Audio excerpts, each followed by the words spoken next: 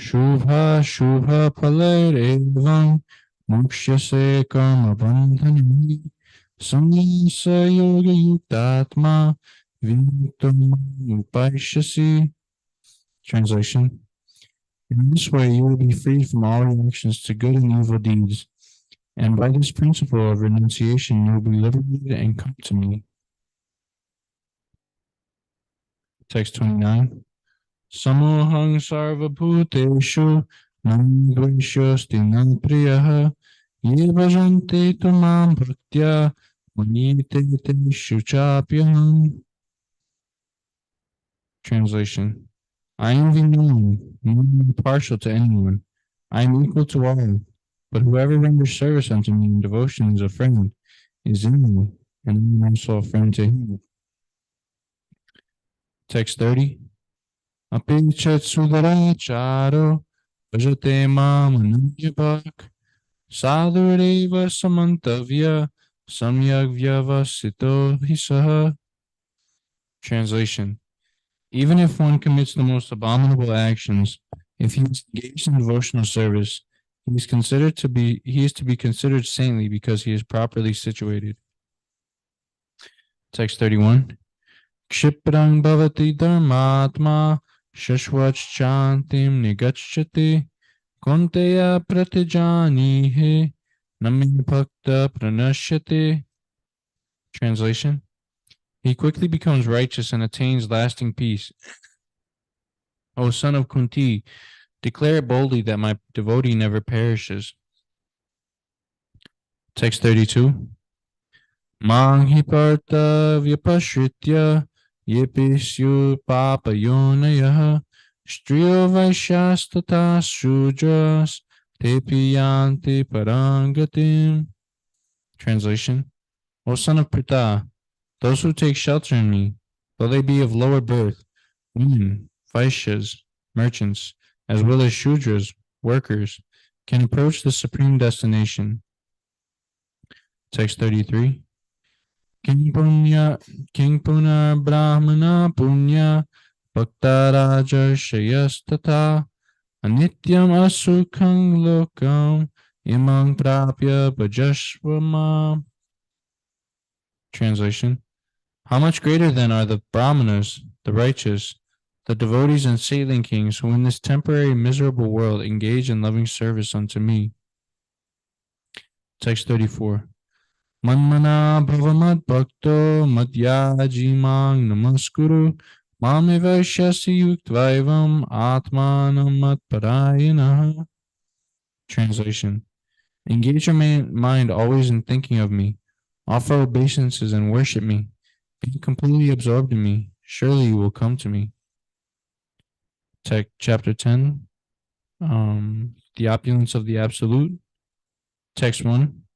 Shri Bhagavan Vacha Bhuya eva mahabaho shinu me paramang vacha yattehang priyamanaya vakshami hitakamyaya. Translation. The Supreme Lord said, My dear friend, my dear Arjuna, listen again to my supreme word, which I shall impart to you for your benefit, and which will give you great joy. Text 2. Nanivedu suragana prabhavang maharshaya aham adirhi devana mahishina chasarvashaha.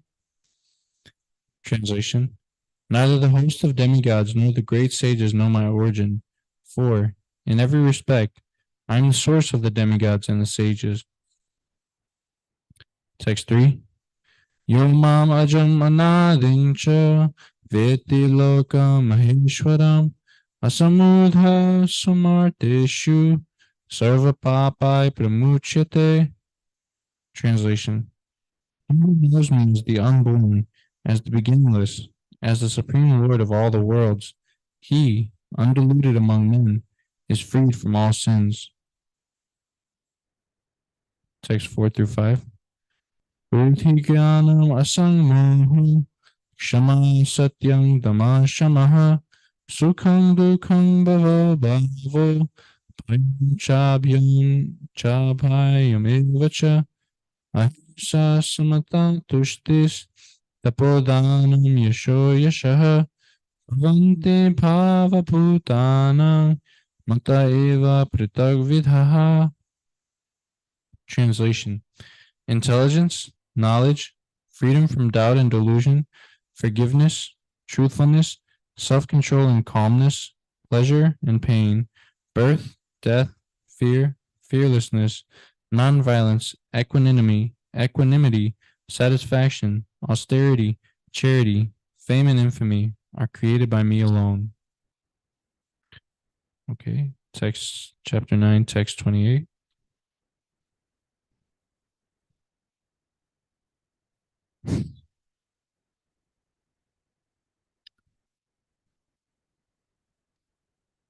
Chapter 9, text 28. In this way, you will be freed from all reactions to good and evil deeds. Okay. And by this principle of renunciation, you will be liberated and come to me. Purport: one who acts in Krishna consciousness under superior direction is called yukta. The technical term is yukta vairagya. This is further explained by Rupa Goswami as follows. Rupa Goswami says that as long as we are in this material world, we have to act. We cannot cease acting. Therefore, if actions are performed and the fruits are given to Krishna, then that is called yukta vairagya. Actually situated in renunciation. Such activities clear the mirror of the mind and completely and as the actor gradually makes progress in spiritual realization, he becomes completely surrendered to the Supreme Personality of Godhead. Therefore, at the end, he becomes liberated, and this liberation is also specified. By this liberation, he does not become one with the Brahmajyoti, but rather enters into the planet of the Supreme Lord. It is clearly mentioned here, Mam Upaishyasi, he comes to me, back home, back to Godhead. There are 5 different stages of liberation, and here it is specified that the devotee who always lives his lifetime here under the direction of the Supreme Lord, as stated, has evolved to the point where he can, after quitting this body, go back to Godhead and engage directly in the association of the Supreme Lord.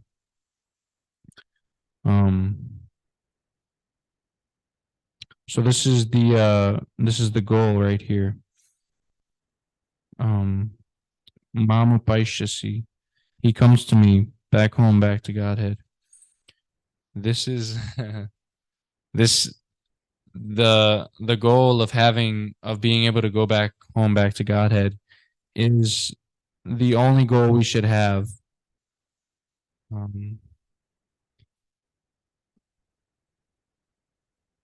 I don't know what verse it is, but like, what's that verse where? Do you know what verse it is where? Huh? No, the verse where like, there's a lot of verses, but like, Tat Paramamama, Gatim or something like that. Basically, Krishna says that when one goes to his abode, there is no coming back to this material world. And we all know that this material world is full of suffering. Every one of us has experienced this, and that's why we're here. So if we're able to have this one-pointed attention, like Rishi Kumar Prabhu was saying, if we're able to have this fixedness of mind on the goal of going back home, back to Godhead, then we're able to be happy even while we're living on this planet. I mean, so many examples of this. Srila Prabhupada is the most prominent example. When he was living in this world, he okay, go ahead. Natad ba sayate shuro na shashanko na pavakaha yadgadva na nivartante tadama paramamama.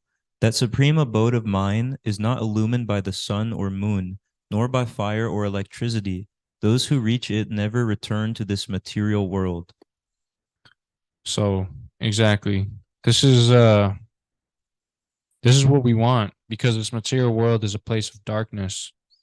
Literally, it's just dark. The only reason why it's illuminated is because the effulgence of Krishna's Brahmajyoti is emanating from his body, and that's coming from that effulgence is that Brahmajyoti effulgence is going through the sun and lighting this whole universe.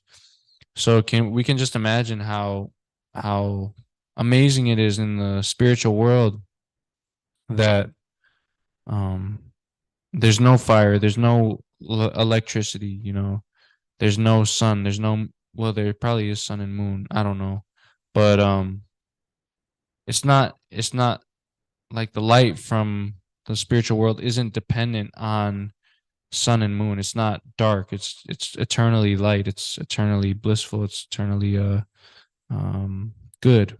Light is good, darkness is evil. So um yeah, so like I was saying, this should be the goal because uh like I said, the material world is nothing but darkness, suffering, um suffering from other living entities, suffering from our own mind and body, and then suffering from the demigods. So if we have this mentality that I must go back to Godhead in this life, then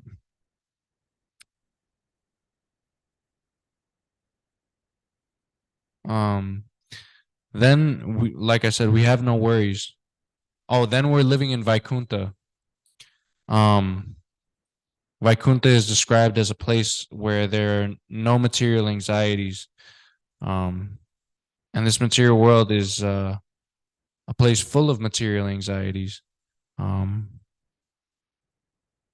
like we have and it's rightly so because we're not in this material world where we all have material bodies, and it's said in the Bhagavatam that every living being is food for another living being.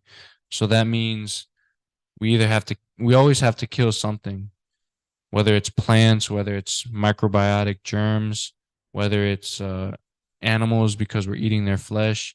Whatever we're doing, we're always killing something in some way.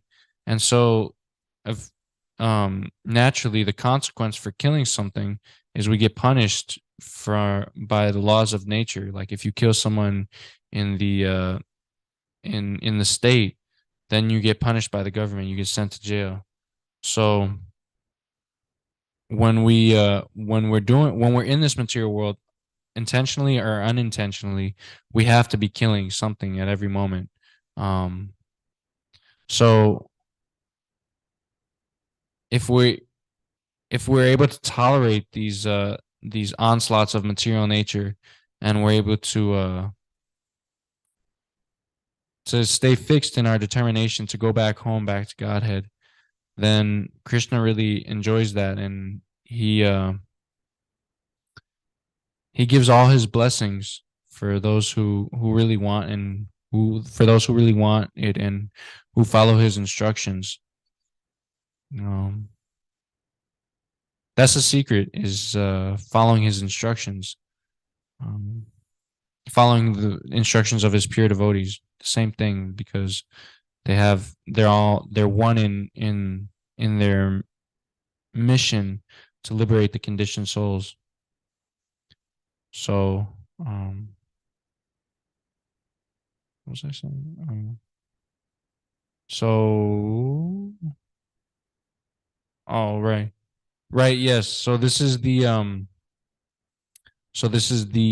way to go back to Godhead, is to actually listen to what Krishna is saying and try to apply it in your life. Like every time, like there's two verses in the Bhagavad Gita where Krishna says, um, while contemplating the objects of the senses, one develops attachment for them, and from such attachment, lust develops, and from lust, anger arises, and from anger, delusion arises.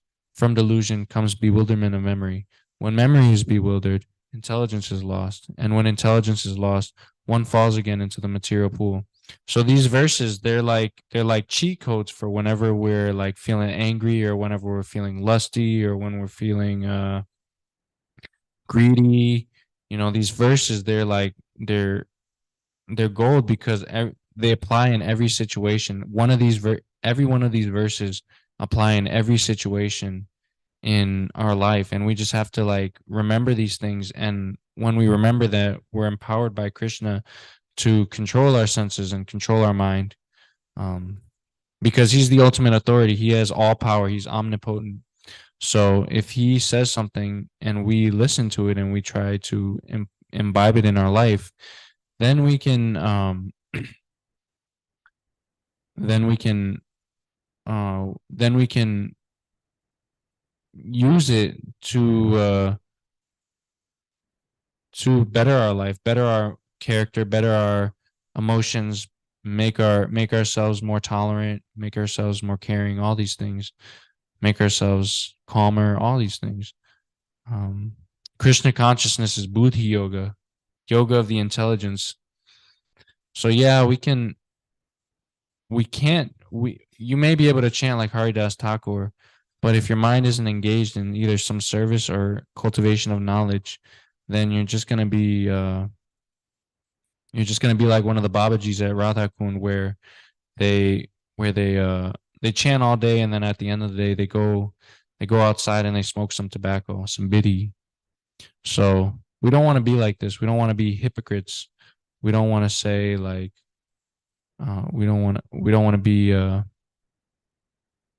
we don't want to say that you shouldn't do something, and then all of a sudden we're doing the same thing that we say you shouldn't be doing. Um, so Krishna consciousness means engaging the intelligence in spreading Krishna consciousness, preaching, um, book distribution, using our intelligence to say exactly what the acharyas of book distribution have said before and what actually works. This is how we get the mercy, because they've actually tried these things. And if we try, I've tried it before, like actually for a year I was trying it. If we try to, do our own thing and we're just like, oh, they don't know what they're talking about. I know how to talk to people. Like I know what people want to hear. Then it's not book distribution is not a material thing. So like the second we become puffed up, Krishna, he smashes us like right there, then and there. So humility is a big thing in book distribution, and we need to do it because that's what Krishna wants. That's what Prabhupada wants the most. We need to make devotees. There's devotees all over the world. Yet, I mean, we just need to be able to connect with them, and we connect with them by practicing more and more the system of yoga. We practice by chanting Hare Krishna. We practice by doing our sadhana. We practice by doing service in the temple. We practice by getting along with devotees. We practice by all these things. And it's not just if you can't do book distribution because it's just like not your forte, then like you should at least be doing really well in all the other things.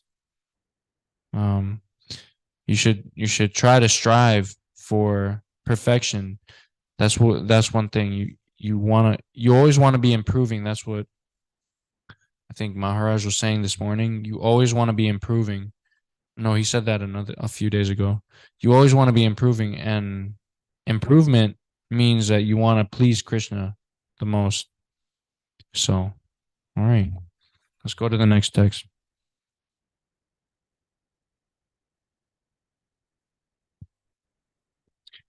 Text 29. I envy no one. I'm not partial to anyone. I'm equal to all.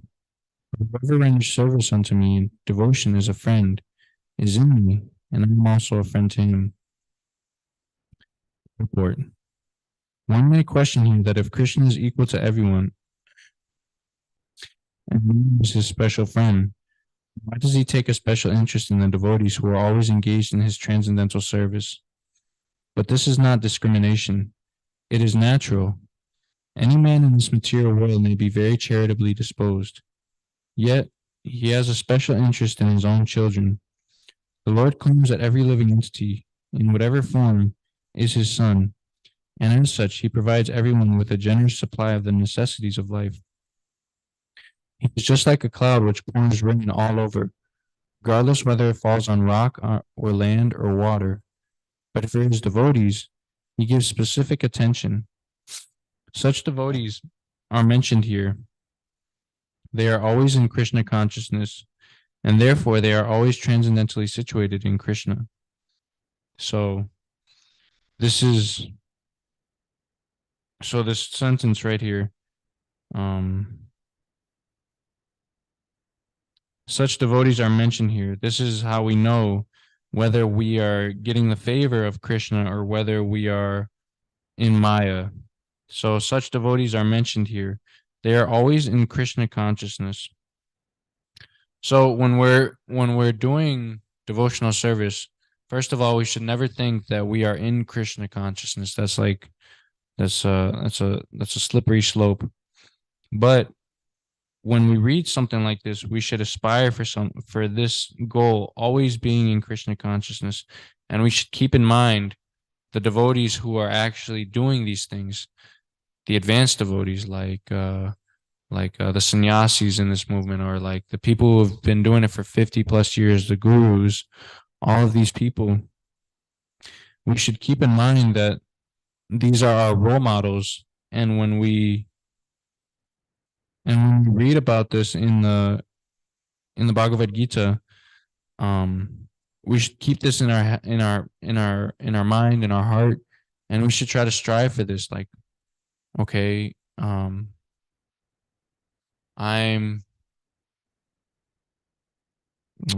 let's an example. I don't know, like yeah, you get the point. We should strive for this.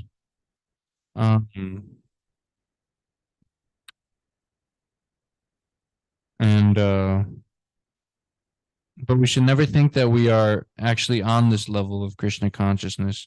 Actually, there was a class one time that I was hearing like last year, and in it, it was talking about how you should read Prabhupada's books. Like this is really crucial. If you can focus on this and you can like be in this mindset, we're not always there because we have certain tendencies to space out. But if you can just read these books of Prabhupada, of Srila Prabhupada, and you can think to yourself, like, whenever he's like criticizing the impersonalists or the jnanis or the yogis or the karmis, if we can just think to ourselves, like, he's actually, because he is, this is Srila Prabhupada talking to me specifically about this problem that I have in my life, this tendency that I have, whether it's towards impersonalism or fruitive work or or uh, or a desire for yogic powers, siddhis. These things, they're Srila Prabhupada's pointing them out to us. And like if we read these books while we're, let's say we're anxious, we have a bad day, we're spacing out and it's just not a good. And we read these and we feel like the super soul is talking directly to us. That means he is talking to us. He wants us to hear something that we are he wants us to read something that we're experiencing in our life at that moment, and he wants us to learn from that, whether it's encouragement or whether it's chastisement. We should learn from the things that we read because, like I said, Krishna consciousness, the ultimate perfection of yoga is buddhi yoga, karma yoga, bhakti yoga, and jnana yoga. But it all culminates in bhakti yoga. So we need to use all these yogas not to cultivate more fruitive activities, not to cultivate more mental speculation, not to cultivate more desire for yogic siddhis. We should cultivate these yogas to bring us to more of an understanding of Krishna. And that way, when we do that, we are able to love him more, because we realize, like, okay, I'm putting my intelligence, I'm reading these books, and I know that Prabhupada is talking about me when he's talking about the mental speculators or the impersonalists. So now I'm gonna try and work on that. Every time I feel like I'm speculating or something, or I'm getting angry because because my uh because my consciousness is on fruitive work, then I'm just gonna switch it. I'm just gonna switch my thought process, my consciousness, to something Krishna conscious. Whether you're thinking about the devotees, or whether you're thinking about prasadam, or whether you're chanting kirtan, or just chanting japa. This is uh this is how we can stay Krishna conscious. This is the way to um this is the way to get Krishna's favor. Going on with the purport. The very phrase Krishna consciousness suggests that those who are in such consciousness are living transcendentalists, situated in Him. The Lord says distinctly, Mai te, in me. Naturally, as a result, the Lord is also in them. This is reciprocal. This also explains the words Asti napriya ye bhajanti. Whoever surrenders unto me, proportionately I take care of him. So Prabhupada talks about this earlier in the purport, about how a Krishna conscious person is very dear to himself, because he's always rendering devotional service. And the good example that Srila Prabhupada would often quote is that, let's say you have a family and you have, you know, 4 or 5 kids. If 3 of those kids are misbehaving, then you're going to be more strict with them, because you want them to be pucka, very very straightforward, very like a straight edge. You want them to be straight. But if there's another child who is always following your instructions, who's always asking uh for your opinion, you've probably everyone has probably felt this, like they've probably done this before. Like, if you do this to your parents, like, they will feel so appreciated, they will appreciate you so much, and they will they will give you they will give you rewards, they'll reward you accordingly, because you're surrendering to them, and you're trying to please them. This is how we are supposed to this is the way we're supposed to think, uh, because ultimately we're all people, which means we all have emotions. So if we have emotions, then it stands to reason that if someone agitates me, or if someone agitates me, then I'll get upset. And if somebody pleases me, then I'll be happy. So that's the same with Krishna. He's a person too. He's a human, not a human. He's a person. He's transcendental, but he's still a person. So he has emotions as well. So if we if we're able to um if we love him through knowledge, through understanding what he's saying, through trying to understand what Srila Prabhupada is saying in his purports, through understanding what Krishna is trying to say to us in his words. And if we actually understand that, then we become very dear to Krishna. So it's imperative that we do, and like it's not a bad thing to do. We actually become happier when we surrender to Krishna, when we give as much as we can to him, and then give more to him. We're not the loser.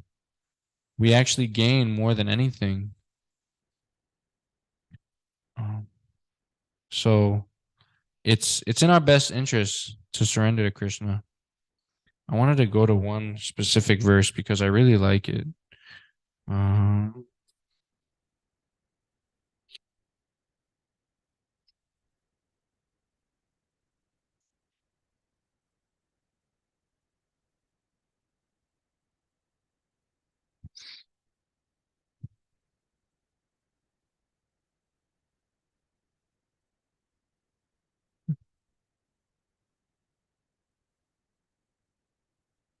okay. This is on chapter 10, text 1. The Supreme Lord said, "My dear friend, mighty armed Arjuna, listen again to my supreme word, which I shall impart to you for your benefit, and which will give you great joy." Purport.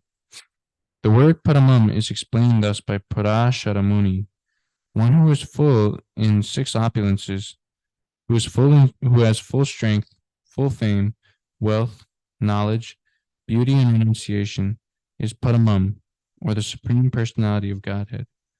While Krishna was present on this earth, he displayed all six opulences. Therefore, great sages like Parashara Muni have all accepted Krishna as the Supreme Personality of Godhead. Now Krishna is instructing Arjuna in more confidential knowledge of his opulences and his work. Previously, beginning with the 7th chapter, the Lord already explained his different energies and how they are acting. Now in this chapter, he explains his specific opulences to Arjuna. In the previous chapter, he has clearly explained his different energies to establish devotion and firm conviction. Okay.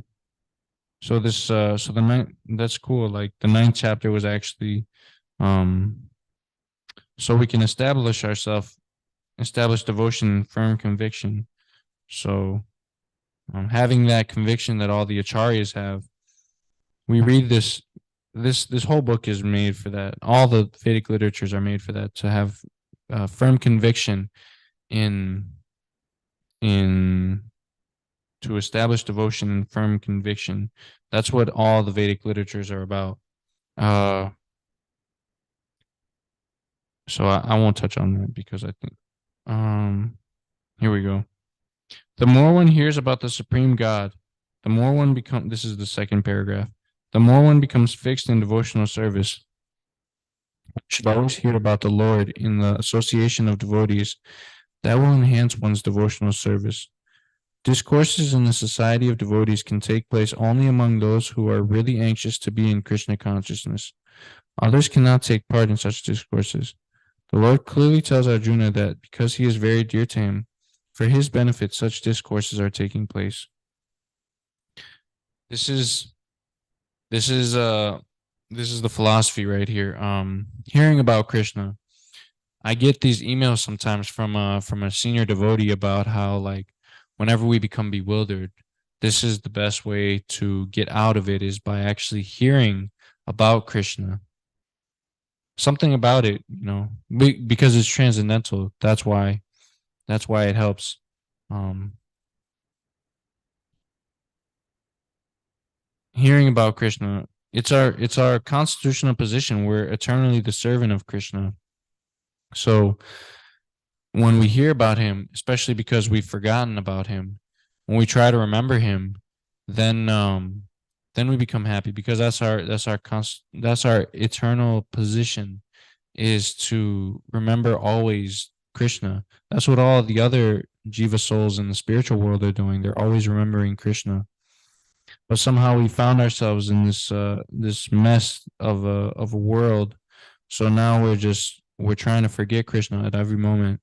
But when when we hear when we hear about Krishna and God and all these topics concerning Krishna, then then we become happy, because we're actually acting authentically. We're actually acting the way we're supposed to act, the way we want to act.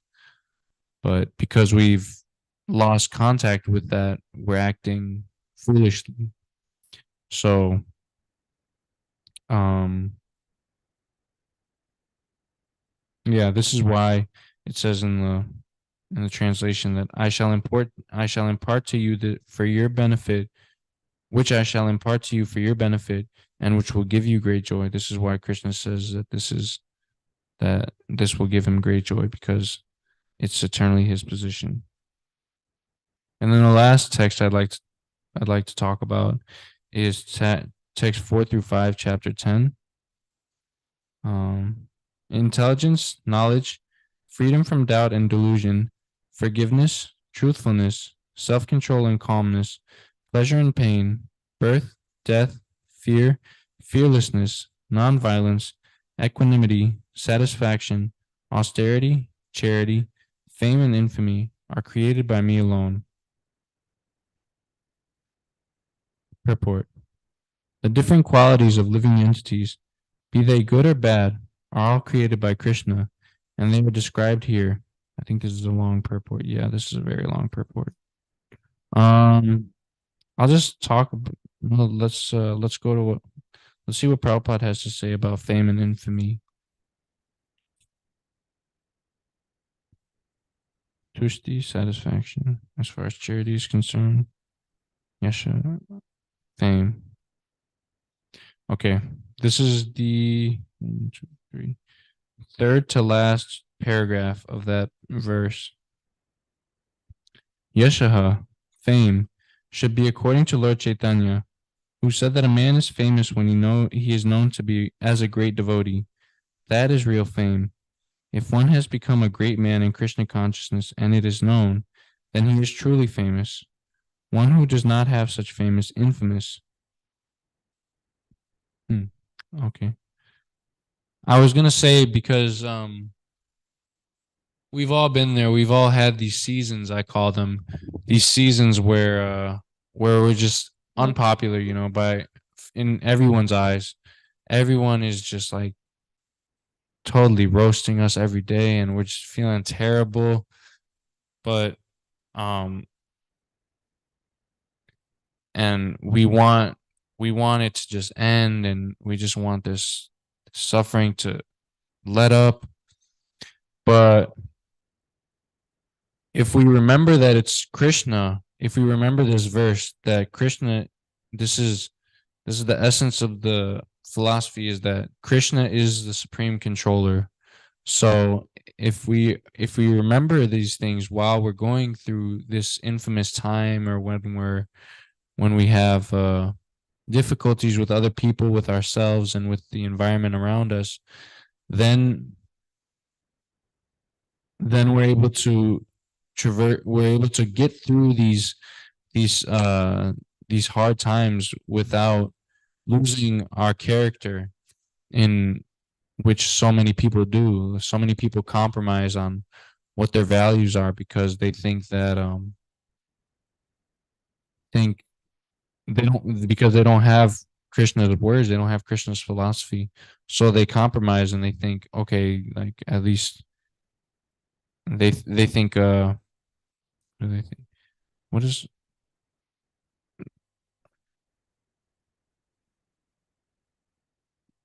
I'm gonna go to chapter 16.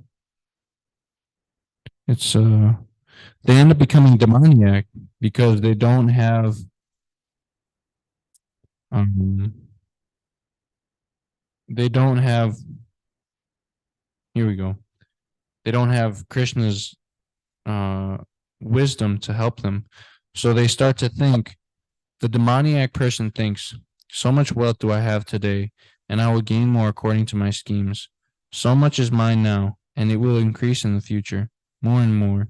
He is my enemy, and I have killed him, and my other enemy will also be killed.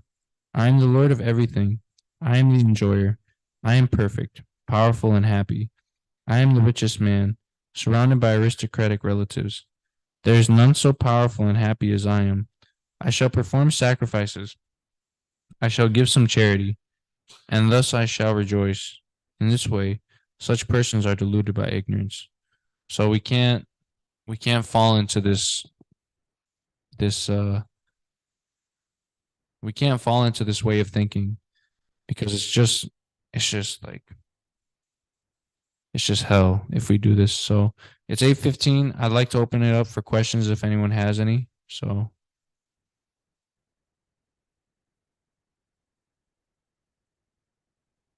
okay. Somebody has a question? Oh, Hasmukh Prabhuji. Okay.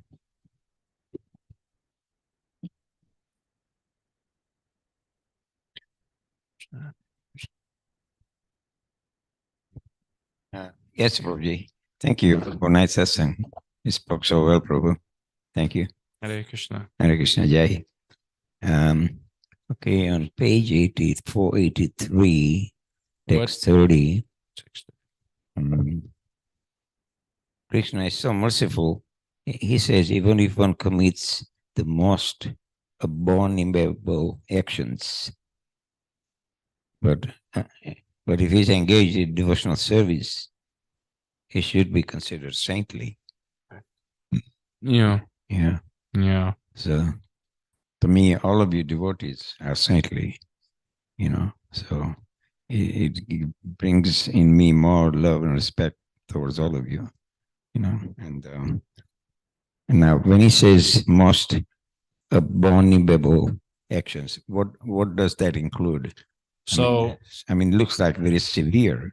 yeah, we'll look at the purport because Prabhupada explains this in one of his paragraphs. So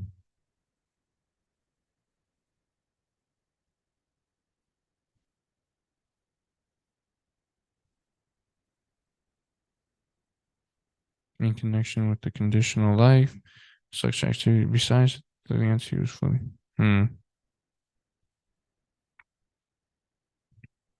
Okay, here we go. It's at the end of the first, somewhere around the end of the first paragraph. He knows that perfection in his activities depends on his progressive realization of Krishna consciousness.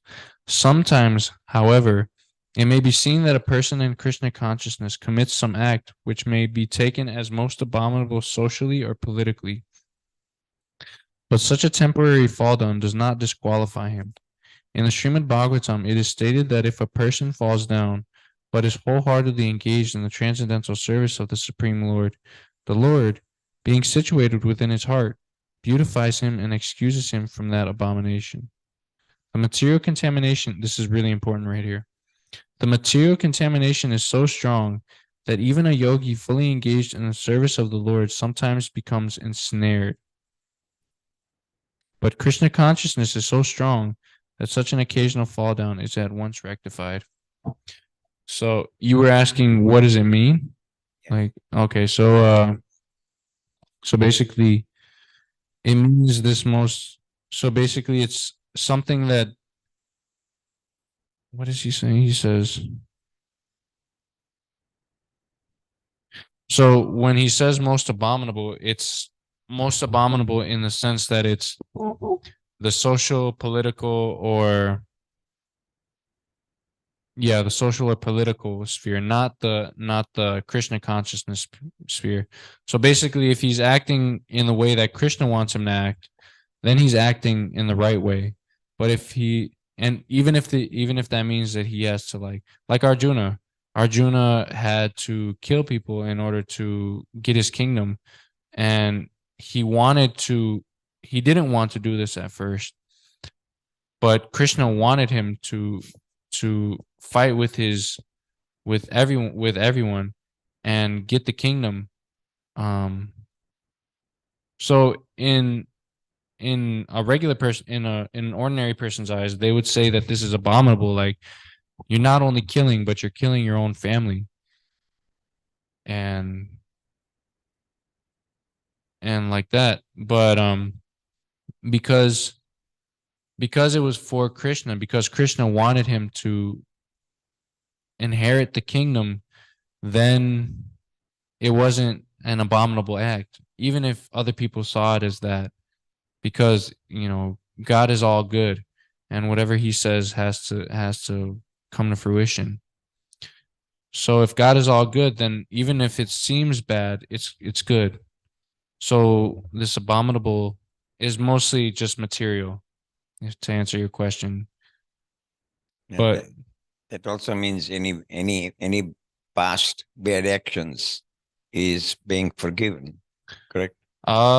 If you are Krishna conscious, if you are a pure devotee, but if you're still conditioned, if you still have material desires, then it's not so easy. You still have to follow everything. Thank you. Thank you.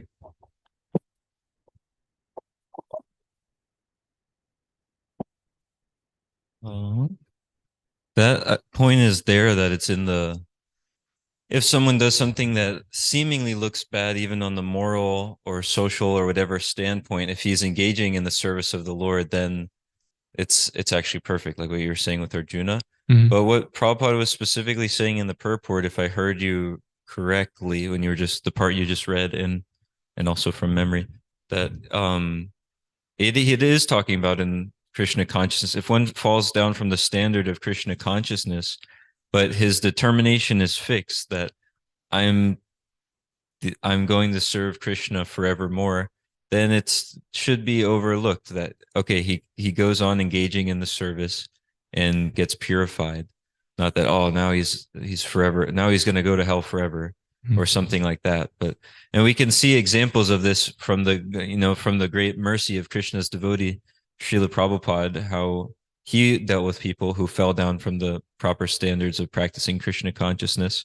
Like, just for one example, when like when Madhuvisa Swami fell away, and because we know this like as a historical thing, we can see in like the different biography books about Srila Prabhupada's life and the history of the Krishna consciousness movement. So you can see the letters that Srila Prabhupada is sending him when he fell down from the platform of sannyas. And it's really amazing how how directly compassionate and merciful the letters are. There's a few letters where it's saying, like, what are you doing now? Like, I think you should just come and like be near me. And then the last one is just like, it's so direct. Because he's saying, he mentioned something about how you asked a question of if you can still be like engaged in some sort of service. He just says, I want your service. Come here and stay with me as soon as possible. And it's so amazing. So there's an example, someone falling down from the platform of devotional service, or from the standards and principles of devotional service, and then still Krishna's representative is saying, well, keep doing the service. Yeah. Like, come here now, keep staying engaged, get purified, go back to Godhead. So that's the point. If his determination is fixed that I'm the servant of Krishna, I'm just going to serve Krishna forevermore, and he's continuing like that, then he's situated properly, even if there was some apparent fall down or something like that.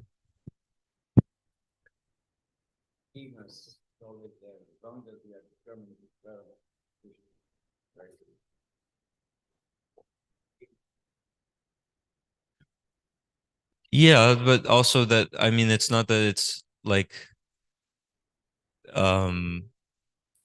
not that like we just keep doing the same thing over and over again, but if we're actually determined to engage in Krishna service, then that's also practically shown through someone's actions, not like the Christian idea that, okay, I'll go to church and do the confession, and then the next week I do all the same sins again, then go and confess again.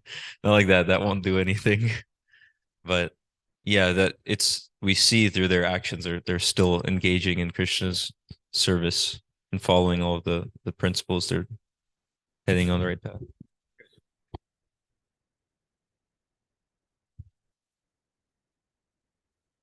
We have to call it a day. Thank you. Oh, you have to leave. So what was your question?